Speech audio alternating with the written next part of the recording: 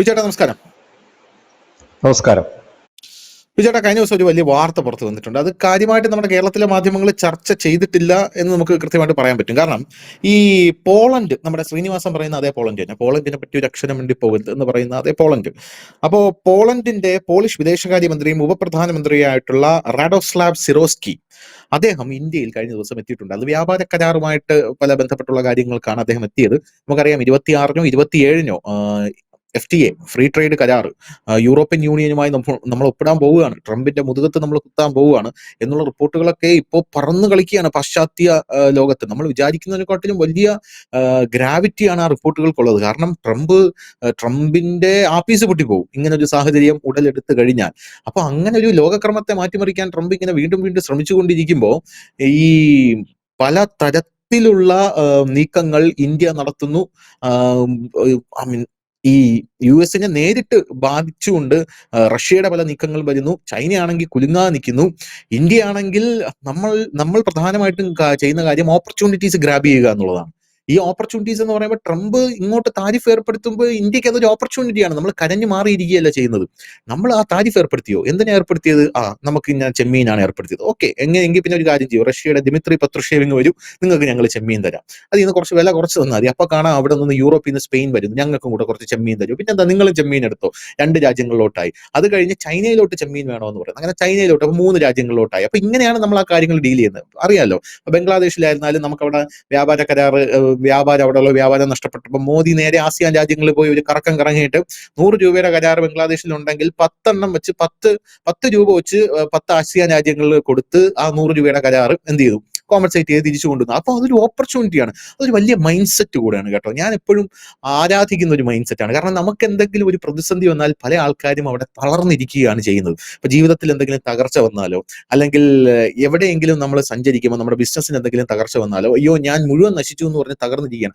അത് നമ്മുടെ രാജ്യം ഒരു വലിയ ഉദാഹരണമാണ്. കാരണം നമുക്ക് പ്രതിസന്ധി വരുമ്പോൾ നമ്മൾ ആ പ്രതിസന്ധിയെ എന്ത് ചെയ്യുന്നു, നേരെ ഓപ്പർച്യൂണിറ്റി ആക്കി മാറ്റുകയാണ് ചെയ്യുന്നത്. ഇപ്പൊ US പോലൊരു രാജ്യം നമുക്ക് താരിഫ് ഏർപ്പെടുത്തുമ്പോൾ എനിക്ക് തോന്നുന്നില്ല വേറെ ഒരു രാജ്യവും സ്റ്റാൻഡ് ചെയ്യുമെന്ന്. കാരണം എന്ന് പറഞ്ഞാൽ കഴിഞ്ഞ ദിവസം നാറ്റോ ഇവിടെ ഡെൻമാർക്കിലെ സ്വയംഭരണ പ്രദേശമായിട്ടുള്ള ഗ്രീൻലാൻഡില് പട്ടാളത്തെ കൊണ്ടിറക്കി. അപ്പൊ നാറ്റോയിൽ ജർമ്മനി ഇറക്കി, നോർവേ ഇറക്കി, സ്പെയിൻ ഇറക്കി, നമ്മുടെ ഫ്രാൻസിലെ പ്രധാനമന്ത്രിയായിട്ടുള്ള ഇമാനുവൽ മാക്രോൺ ഇറക്കി. അയാളാണ് ചുക്കാൻ പിടിച്ചത്. അപ്പൊ ട്രംപ് പറഞ്ഞു 10% താരിഫ് ഈ ഇറക്കിയ എല്ലാവർക്കും ഞാൻ ഏർപ്പെടുത്തുമെന്ന് പറഞ്ഞു. ജർമ്മനി പേടിച്ചു. ജർമ്മനി അവിടെ ഇറക്കിയ പട്ടാളത്തെയും പിൻവലിച്ചുകൊണ്ട് ഓടി. അപ്പൊ ഇത് കണ്ടിട്ട് നാറ്റോ രാജ്യങ്ങള് വല്ലാതെ വിമർശനം ഉന്നയിച്ചു ജർമ്മനിക്ക് നേരെ. ഒരുമിച്ച് നിൽക്കണമെന്ന് പറഞ്ഞു. അതാണ് പറഞ്ഞത്, ജർമ്മനിക്ക് പോലും അമേരിക്കയുടെ മുമ്പിൽ പിടിച്ചിരിക്കാൻ വലിയ ബുദ്ധിമുട്ടാണ്. ആ സാഹചര്യത്തിലാണ് 50% താരിഫ്. ഇനി 500% വരുന്നുണ്ടോ, വന്നോട്ടെ, എന്നാലും നമ്മൾ ഇവിടെ നിന്ന് എണ്ണ ഇറക്കുമതി നടത്തും. അവിടെ നിങ്ങൾ എണ്ണയ്ക്ക് ഉപരോധം ഏർപ്പെടുത്തിയോ റഷ്യൻ കമ്പനിക്ക്, എന്നാൽ നമ്മൾ നേരെ നൈജീരിയയിലോ UAE-യിലോ നമീബിയയിലോ പോകാം എന്നുള്ള രീതിയിലാണ്. എന്നാലും നിങ്ങളുടെ കയ്യിൽ നിന്ന് ഞങ്ങൾ എണ്ണ മേടിക്കില്ല.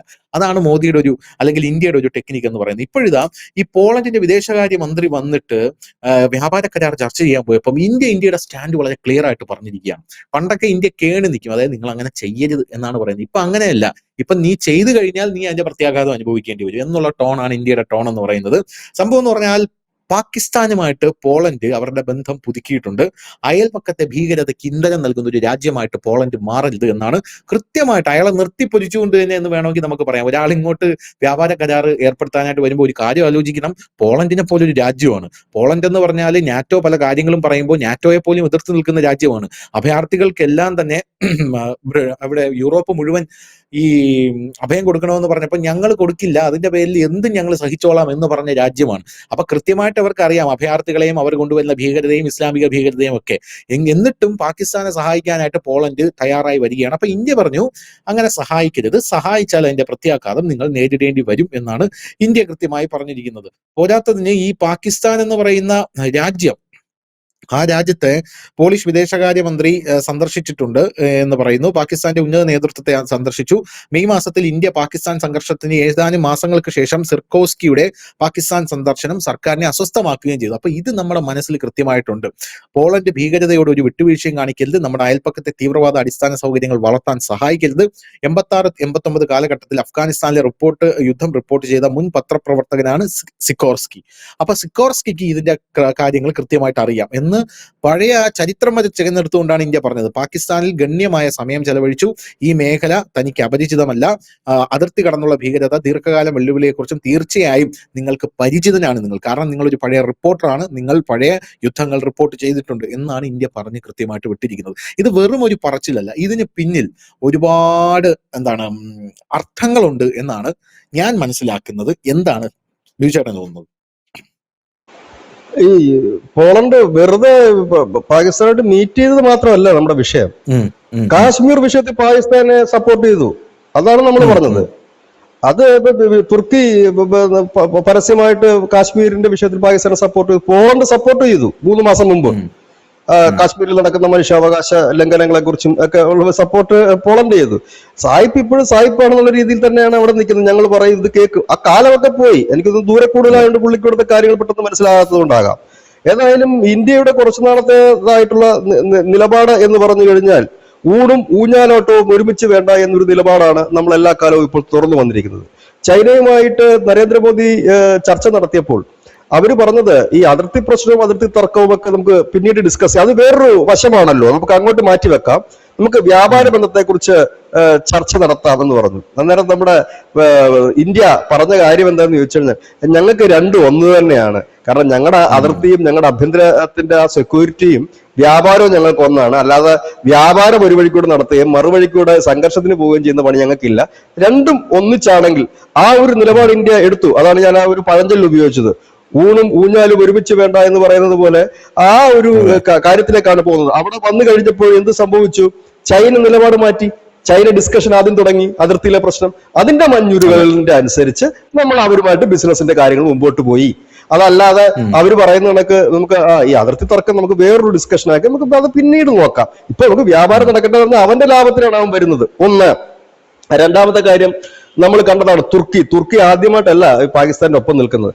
തുർക്കി പണ്ടുപുരാതന കാലം തൊട്ട് ഐക്യരാഷ്ട്രസഭയിലടക്കം ഇന്ത്യക്കെതിരെ നിലപാടെടുത്തിട്ടുള്ള, പരസ്യമായി ജമ്മു കാശ്മീർ സ്വതന്ത്രമാക്കണം എന്ന് പറഞ്ഞ് നിലപാടെടുത്തിട്ടുള്ള ഒരു രാജ്യമാണ് തുർക്കി. ആ തുർക്കിയോട് നമ്മൾ എന്താണ് പറഞ്ഞത്? അവന്റെ ഒരു അവശിഷ്ടം പോലും ഈ രാജ്യത്ത് വേണ്ട എന്ന് പറഞ്ഞുകൊണ്ടാണ് നമ്മുടെ വിമാനത്താവളങ്ങളിലടക്കം അവരുടെ എല്ലാവിധ കോൺട്രാക്റ്റുകളും നമ്മൾ റദ്ദ് ചെയ്ത് കൃത്യമായി തന്നെ പറഞ്ഞു, ഈ വേണ്ട, ആ പരിപാടി നമുക്ക് വേണ്ട, അല്ലാതെ നമുക്ക് നിങ്ങളെ സൂപ്പിച്ച് നിർത്തിക്കൊണ്ടോ നിങ്ങൾ എന്ത് രാഷ്ട്രമായിക്കോട്ടെ നമുക്ക് അതിന്റെ ആവശ്യമില്ല എന്ന് തുറന്നു പറയാൻ ഒരു ചങ്കൂറ്റം നമ്മൾ കാണിച്ചു. എല്ലാവരും ഇവിടെ ചോദിക്കുന്നുണ്ടല്ലോ എന്താണ് ഉക്രൈൻ വിഷയത്തിൽ നമ്മൾ ഉക്രൈൻ അനുകൂലമായിട്ട് നിലപാടെടുക്കാത്തതെന്ന്. നാളിതുവരെ ഉക്രൈൻ ഇന്ത്യ എന്തെങ്കിലും കാര്യത്തിൽ പിന്തുണച്ചിട്ടുണ്ടോ? ഐക്യരാഷ്ട്രസഭയിൽ ഈ പോളണ്ടിനൊപ്പം തന്നെ തുർക്കിക്കൊപ്പം തന്നെ താജിക്കിസ്ഥാൻ അസർബൈജാനൊപ്പം ഒക്കെ നിന്നുകൊണ്ട് കാശ്മീർ വിഷയത്തിൽ പാകിസ്ഥാനെ പരസ്യമായി സപ്പോർട്ട് ചെയ്ത് വോട്ട് ചെയ്തിട്ടുള്ള ഒരു രാജ്യമാണ് ഉക്രൈൻ. അല്ലാതെ ആ ഉക്രൈനോട് നമ്മൾ എന്തിനു ദയ കാണിക്കണം? അവൻ പണി കിട്ടട്ടെ എന്നുള്ള സന്തോഷം തന്നെയാണ് ഓരോ ഇന്ത്യക്കാരനും ഉള്ളത്. കാര്യങ്ങൾ മനസ്സിലാക്കാതെ ചുമ്മാതെ പറഞ്ഞിട്ട് കാര്യമില്ലല്ലോ നമുക്ക്. അതുകൊണ്ടാണ് നമ്മൾ ആ വിഷയത്തിൽ തലയിടണമെന്ന് തന്നെ വെച്ചത്. മൂന്നാമത്തെ കാര്യം അമേരിക്കയുടെ മുഷ്കും കൊണ്ടുവന്നു. നമ്മളത് വകവച്ചില്ല എന്ന് മാത്രമല്ല, ഒരു ചെറിയ രീതിയിലാണെങ്കിൽ പോലും ആ പയറിന് നമ്മൾ 30% താരിഫ് വെക്കുന്നു. ചിലപ്പോൾ അവന്റെ 50% താരിഫിന്റെ കണക്കല്ല ഇവിടെ പ്രശ്നം. ഇന്ത്യ 10% താരിഫ് അമേരിക്കയ്ക്ക് അടിച്ചു കൊടുത്താലും ഇന്ത്യ എന്ന് പറയുന്ന രാജ്യം അവരെതിരെ പ്രതികരിക്കാൻ തയ്യാറായി എന്നുള്ളതാണ് വാർത്ത. അതല്ലാതെ അമേരിക്ക 50 തന്നല്ലോ നമ്മൾ 30 കൊടുത്തുള്ളൂ എന്ന് പറഞ്ഞിട്ട് കാര്യമില്ല. പിന്നെ ഇതിനു മുമ്പ് ഉപരോധം കൊണ്ടുവന്നിട്ടില്ല അമേരിക്ക. അപ്പൊ ആ തിട്ടൂരം കൈവച്ചാൽ മതി എന്ന് നമ്മൾ കൃത്യമായി തന്നെ പറയും. ട്രംപിന്റെ മുമ്പിൽ കാണാനും, ട്രംപ് വിളിക്കുമ്പോൾ രാത്രിയിൽ ഇവിടെ നിന്ന് വരൂ, ഒന്ന് റെസ്റ്റ് ചെയ്തിട്ട് പോകൂ എന്ന്, കാനഡയിൽ നിന്ന് മടങ്ങുന്ന വഴി എന്റെ ഇവിടെ നിന്ന് കയറൂ, അത്താഴ വിരുന്ന് കഴിച്ചിട്ട് പോകാൻ മൈൻഡ് ചെയ്യില്ലല്ലോ. ഇല്ലെങ്കിൽ ട്രംപിനെ ഇടയ്ക്കിടയ്ക്ക് വിളിച്ചില്ലല്ലോ. അതിന്റെ മനപ്രയാസം ഇവിടെ ചിലർക്കൊക്കെ ഉണ്ട്, ചില ക്രിമികടികളുണ്ട് ട്രംപിന്റെ മുട്ടിലഴഞ്ഞില്ല എന്നുള്ളത്. അത് ഇനി എഴയാനും പോകുന്നില്ല ഇന്ത്യയെ സംബന്ധിച്ച്. അപ്പോൾ ഈ പോളണ്ട് സാധാരണ ഇതിന് മുമ്പ് നമ്മുടെ രാജ്യത്ത് സംഭവിച്ചുകൊണ്ടിരുന്നത്, നമ്മൾക്കെതിരെ പ്രവർത്തിക്കുന്ന രാജ്യങ്ങൾ ഈ രാജ്യത്ത് വന്ന് ഈ വ്യാപാരത്തിന്റെ ചർച്ചകളും ഇല്ലെങ്കിൽ കരാറുകളും നേടിക്കൊണ്ട് പോവുകയാണ്. ആ സമയത്ത് സായിപ്പ് വരുമ്പോഴത്തേക്കും മുട്ടിലഴഞ്ഞ് നിന്നിട്ട് വന്ന് വിളിച്ചോണ്ട് പോയിട്ട് വേണ്ട കാര്യങ്ങളൊക്കെ അവിടെ ചെയ്യും. ഇന്നലെ തിങ്കളാഴ്ച ഇന്നലെ ഇവിടെ ഒരു ഭരണാധികാരി വന്നല്ലോ. കേവലം 2 മണിക്കൂറേ ഭരണാധികാരി വന്നുള്ളൂ. ആ ഭരണാധികാരിയെ സ്വീകരണം ഈ രാജ്യം ഈ ലോകവും കണ്ടതാണ്. എങ്ങനെയാണ് സ്വീകരിച്ചത്? നരേന്ദ്രമോദി എയർപോർട്ടിൽ പോകുന്നു, ഇറങ്ങി വന്ന് കെട്ടിപ്പിടിക്കുന്നു, സ്വന്തം കാറിൽ കയറ്റുന്നു, കാറിൽ ഇരുന്ന് 2 പേരും ചിരിച്ചു കളിച്ച് സംസാരിച്ചു പോകുന്ന ഒരു കാഴ്ച നമ്മൾ കണ്ടു. എന്നിട്ട് നരേന്ദ്രമോദി ട്വിറ്ററിൽ ട്വീറ്റ് ചെയ്തത് എന്താണ്? എന്റെ ദുബായിലുള്ള സഹോദരൻ എത്തുന്നു, ഊഷ്മളമായ ബന്ധം ഞാൻ കണ്ടു, ഒരുപാട് സന്തോഷം എന്നാണ്. അതിനുശേഷമാണല്ലോ പോളണ്ടിന് ഉപപ്രധാനമന്ത്രി വന്നത്. അങ്ങനെ എന്തെങ്കിലും ഒരു വാർത്ത നിങ്ങൾ ആരെങ്കിലും കണ്ടോ? ഇത്രയേ ഉള്ളൂ. അതായത് അതായത് നമ്മൾ ഇരിക്കേണ്ട സ്ഥാനത്ത് കൃത്യമായി തന്നെ ഇരുന്നു കഴിഞ്ഞാൽ നമ്മളെ വന്ദിക്കുക തന്നെ ചെയ്യും. കാരണം $7 ബില്യൺ കച്ചവടമാണ് പോളണ്ടിന് ഇന്ത്യയുമായിട്ടുള്ളത്. ഇന്ത്യക്ക് കേവലം $3 ബില്യൺ കയറ്റുമതി മാത്രമേ ഉള്ളൂ. അത് നാളെ കാരണം നമുക്ക് അമേരിക്കയുമായിട്ട് വലിയ കയറ്റുമതി ബന്ധങ്ങൾ ഉണ്ടായിരുന്ന രാജ്യമാണ് അമേരിക്ക. അവര് വിറച്ചില്ല. അവിടെയാണ് പഴയ കമ്മ്യൂണിസ്റ്റ് രാഷ്ട്രമായ പോളണ്ട്. ഇവിടെയൊക്കെയാണ് നമ്മൾ റഷ്യയോടൊപ്പം ചേർന്ന് നിൽക്കുന്നത്. റഷ്യ നമ്മൾ കട്ടയ്ക്ക് കൂടെ നിൽക്കുന്നതും വിടാത്തതും കൃത്യമായി തന്നെ ഒരു മെസ്സേജാണ് കൊടുക്കുന്നത്. കാരണം എല്ലാ കാലത്തും നമ്മളോടൊപ്പം നിന്നിട്ടുള്ള റഷ്യയാണ്. ഇപ്പൊ അവർക്ക് ചെറിയ തട്ടുകേട് പറ്റിയിട്ടുണ്ടെന്നുള്ള സത്യം സാമ്പത്തികമായിട്ട്. അപ്പൊ ഈ സമയത്ത് നമ്മളെ കണക്കൊരു സുഹൃത്ത്, നമ്മളല്ലാതെ പിന്നെ ആരാണ് അവർക്ക് കൂടെ നിൽക്കേണ്ടത്, കൂടെ നിൽക്കുന്നത്? അതിനെയാണ് നമ്മള് കൃത്യമായി പറഞ്ഞാല് എന്താണ് പറയുന്നത്, പച്ച മലയാളത്തിൽ പറഞ്ഞാൽ തന്തയ്ക്ക് പിറന്നവൻ എന്നാണ് അതിന് മലയാളത്തിൽ പറയുന്നത്, നമ്മളുടെ ഒരു ആലങ്കാരികമായി പറഞ്ഞാൽ. അതായത് ഒരു കൃത്യമായ നിലപാടും അതിനൊപ്പം ചേർന്ന് നിൽക്കുക. അതിപ്പോ അമേരിക്കയല്ല, ട്രംപ് അല്ല, അവിടെ കിടന്ന് കുലുങ്ങത്തേ ഉള്ളൂ, വേറൊന്നുമില്ല. പിന്നെ മനുഷ്യൻ ആദ്യം സൂചിപ്പിച്ചതുപോലെ തന്നെ നമുക്ക് പ്രതിസന്ധികൾ ഉണ്ടാകും. എല്ലാ മനുഷ്യന്റെ പ്രശ്നം എന്താണെന്ന് അറിയാതെ പക്ഷേ ഒറ്റയടിക്ക് കോടീശ്വരനാകണം എന്നുള്ളതാണ് അവന്റെ പ്രശ്നം. അതായത് ഒരു ബിസിനസ് ഞാൻ ചെയ്യും, ഫസ്റ്റ് കച്ചവടത്തിൽ തന്നെ എനിക്കൊരു 100 കോടി രൂപ കിട്ടണമെന്ന് പറഞ്ഞിട്ടാണ് ഇറങ്ങുന്നത്. പക്ഷെ 100 കോടിക്ക് പകരം ഡെയിലി 10 രൂപ വിറ്റ് കഴിഞ്ഞാൽ അവന് കിട്ടുന്നത്, ഞാനൊരു സിമ്പിൾ ഉദാഹരണം പറയാം. എന്റെ നാട്ടില് ഒരു കടയുണ്ട്. അപ്പൊ ആ കടം കയറിയിട്ട് അദ്ദേഹം നാട് വിട്ട് അദ്ദേഹം തിരിച്ചു വന്നിട്ട് ചെറിയ മാടക്കടയാണ്, അമ്പലപ്പുഴ ക്ഷേത്രത്തോടനുബന്ധിച്ചുള്ള ഒരു മാടക്കടയാണ്. ആ മാടക്കടയിൽ 10 രൂപയ്ക്കാണ് നമുക്ക് ഈ ബിസ്ലറി വാട്ടർ കിട്ടുന്നത്. 10 രൂപ. തൊട്ടപ്പുറത്തെ കടയിലും ധനുഷിന് ഒരു പക്ഷേ ആ കട അറിയാൻ പറ്റും, ഞാൻ ഇതിനു മുമ്പ് പറഞ്ഞിട്ടുണ്ട്. ധനുഷ് ആ ഭാഗത്തൊക്കെ വന്നിട്ടുള്ളതും ക്ഷേത്രത്തിൽ പോയിട്ടുള്ളതും ഒക്കെ 10 രൂപയ്ക്കാണ് വിൽക്കുന്നത്. അപ്പൊ ബാക്കി അതിനപ്പുറം ഇപ്പുറം ഉള്ള കടകളിലെല്ലാം 20 രൂപയാണ്. അപ്പൊ ഒരിക്കൽ ഞാൻ അദ്ദേഹത്തോട് ചോദിച്ചു, താങ്കൾ മാത്രം എന്തിനാണ് 10 രൂപയ്ക്ക് വെക്കുന്നത്, എല്ലാവരും 20 രൂപയ്ക്കാണ്, തനിക്ക് എന്ത് ലാഭം, താങ്കൾക്ക് എന്ത് ലാഭം കിട്ടുമെന്ന് ചോദിച്ചപ്പോൾ അദ്ദേഹം പറഞ്ഞു, ഒരു ദിവസം ഇച്ചിരി നേരത്തെ ഒരു 8 മണി 9 മണിയാകുമ്പോൾ എന്റെ കടവാതിക്കലൊക്കെ ഒന്ന് വരുമോ എന്ന് ചോദിച്ചു. ഞാൻ വെച്ചാൽ എന്താ കാര്യം, അവിടെ ഈ കുപ്പിവെള്ള കമ്പനി ലോറിക്കകത്താണ് എനിക്ക് ലോഡ് ഇറക്കുന്നത്. അപ്പുറം ഇപ്പുറമുള്ള കടയുടെ വാതിക്ക വണ്ടി നിർത്തുന്നതായിട്ടോ ലോഡ് ഇറക്കുന്നതായിട്ടോ നിങ്ങൾ കണ്ടിട്ടുണ്ടോ? ഇല്ല. കാരണം അവൻ ഒരു ക്രേറ്റ് വെള്ളം എടുത്ത് വെച്ചുകൊണ്ട് മാസങ്ങളോളം ഇരിക്കും ഇത് കച്ചവടം ചെയ്യാൻ.